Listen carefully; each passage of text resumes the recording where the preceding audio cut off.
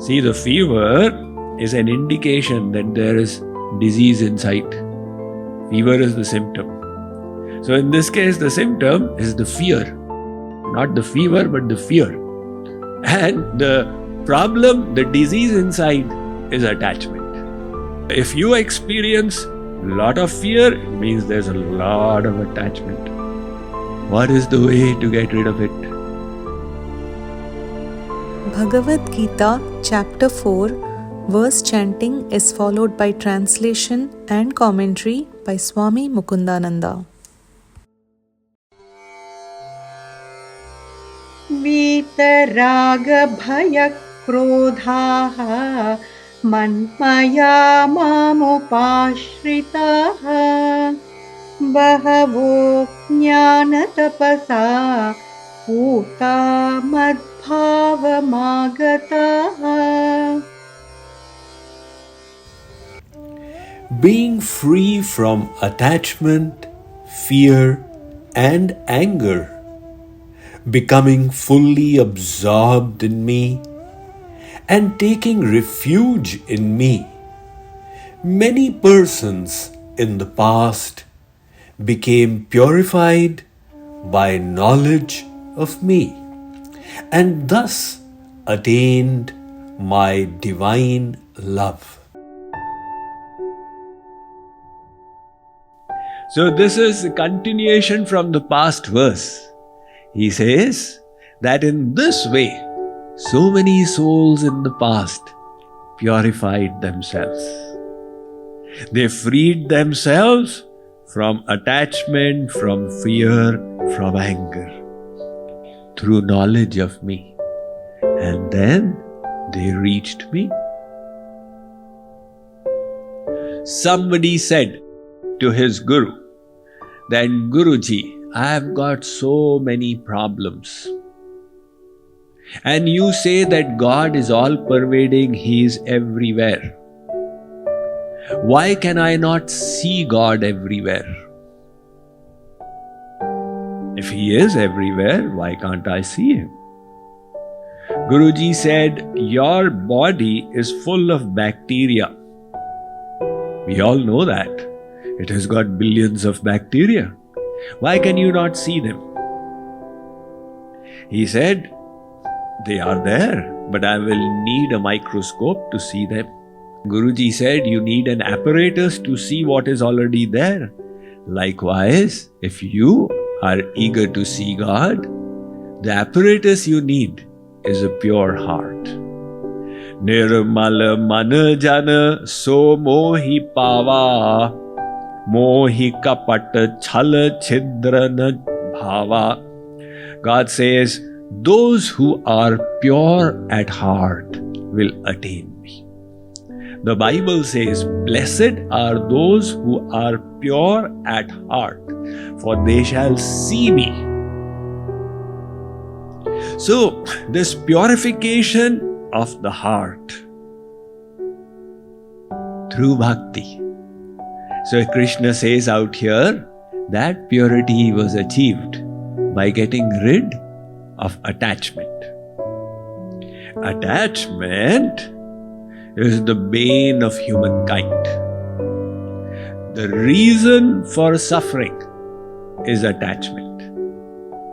Because if there is no attachment, then you say, Jahi vidhi rakhe Ram, tahi vidhi rahiye. However God wishes to keep me, I am happy.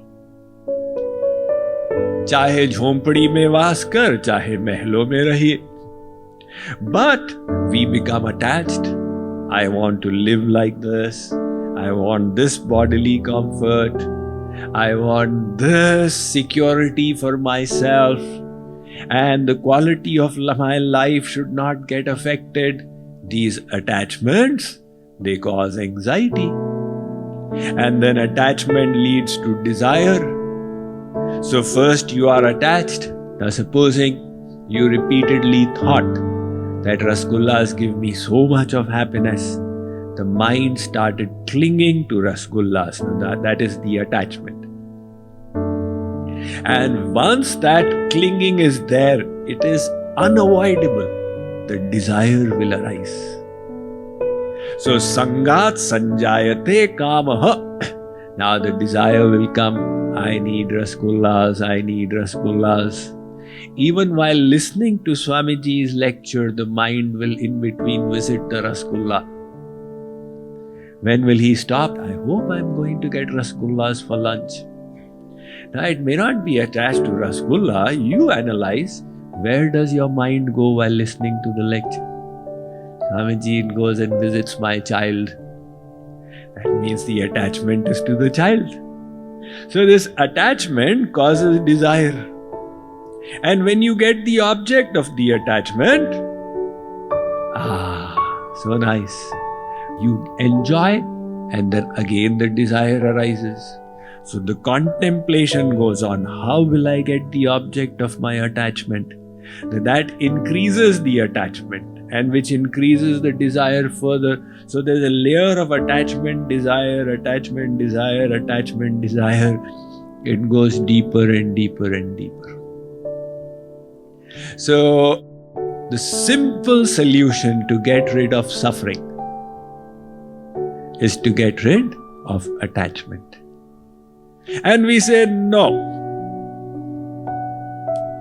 Swamiji, you are a Baba. You are saying get rid of attachment. We are householders. It's not as easy as you think.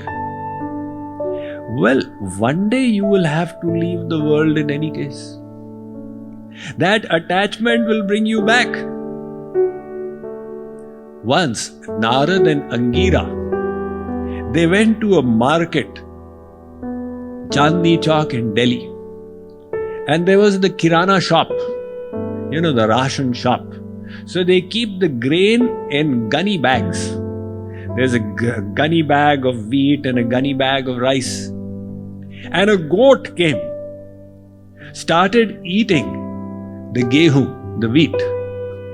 The shopkeeper, he caught the goat by the goat's beard and took a stick and started whacking the goat. And the goat cried, "Meh," and it went off from there running. Narad broke into a laughter. So Angira said, "Devarshi, you are a saint. You are laughing at the misery of the goat. This is not appropriate. This is not saintly. You should be filled with compassion." Narad said, "I was looking into the past life of this goat. In the past life, the goat was a human being. And it was the father of this shopkeeper. So this was his shop. And he was so attached to it. The only thing in his mind was the shop and how much earnings are happening. The consequence was he did not utilize the human form properly. So he went into the lower species and became a goat, but because of his attachment, he is visiting out here. Now, the shopkeeper's son is the present shopkeeper. He doesn't realize it's my father in his next life who is coming as a goat, and he is whacking it. That is why I was laughing at the irony of it. So this attachment keeps on bringing us back. And if we decide, one day I have to leave it all, why not leave it right now? From inside. Kripaluji Maharaj says, "Jag chhodna hi hoga, Govind Radhe, pehle hi chhodi maan, Hari mein laga de." One day you have to leave the world. Nobody can take it with them. So why don't you leave the attachment right now? And when attachment goes, along with it goes fear. The cause of fear is none other than attachment. Somebody says, "No, Swamiji, I've got fear of insecurity for the future. I fear the insecurity for the future." So now analyze it. Why is this fear coming? Because you are attached to the comforts of the present. And hence you are fearing, if these comforts don't remain, then how will it be like? That is why you are anxious for what the future holds for you. But if you decide, all right, like Krishna says, the summer comes and the winter comes, learn to tolerate without being disturbed, then the fear for the future will disappear. So fear is created by God as an indicator. Of course, some amount of fear is there, hardwired in our physiology as a protective measure. So the animals know fear, it helps trigger the fight or flight response. Likewise, if you were walking in the wild and you saw a bear in front, at that time a little bit of fear would be helpful. But the fear we experience is irrational, abnormal, exacerbated. And the reason for that? Attachment. So fear becomes an indicator. Abhi gadbad hai. The fever is still there. See, the fever is an indication that there is disease inside. Fever is the symptom. So in this case, the symptom is the fear. Not the fever, but the fear. And the problem, the disease inside is attachment. So if you experience a lot of fear, it means there's a lot of attachment. What is the way to get rid of it? Open your heart. What does that mean? Become slightly brave. What does that mean? Not everything in life can be the way we want it. Bravery means willingness to accept situations that are against our liking. Willingness to accept uncertainty. Willingness to accept a little bit of pain if it comes along. So this expansion of the heart will make us brave and enable us to accept life as it is and get rid of the subtle attachments of bodily comfort and security. And then we open up to the possibilities of life. Anger also is caused by attachment, because attachment leads to expectations. When expectations are not met, that creates anger from inside. So all these are happening due to attachment. Lord Krishna says, with true knowledge, you get rid of it. True knowledge, not mere theoretical knowledge. In theory, we all say, Tvameva mahata cha pita tvameva. Everybody goes to the temple and says, Tvameva mahata cha pita tvameva. It's the most spoken Sanskrit verse in the Hindu Dharma. What are you saying? I am saying, oh God, you alone are mine, you alone are my father, you alone are my mother. The theoretical knowledge is all there, but practical knowledge is not there. So, when we have true knowledge, then this attachment will go. How will it go? One jeweler passed away. His son was only 7 years old. His son said, now how do I take care of myself? Mother said, Beta, father had kept some jewels in this box. Go and sell it to his friend. So the 7-year-old jeweler's son took the box to his uncle and said, Uncle, you know, my father has passed away. Can you buy these? We'll maintain ourselves from it. The jeweler looked at it. He said, you know, the market is going up. It's not a good time to sell. You do one thing. You start working at my shop. I'll train you up. In 7 years, you will be a jeweler yourself. So this guy started getting trained in his uncle's jewelry shop. And one day, he was now an expert jeweler. He said, that jewel case which I gave you, should we sell it now? The market is up. So uncle said, take a look at it. He brought it and showed it to him. And this young boy, who was now an expert jeweler, he looked and he said, these are fakes. He took them and threw them.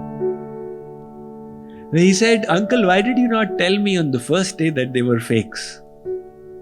Uncle said, you didn't have knowledge to recognize that they are fakes. If I had told you, you would not have believed. Now you have knowledge, you have realized them for what they are.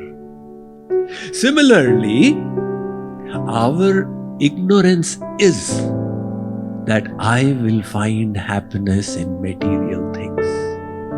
This is the ignorance. If I get this sense object, I will be happy.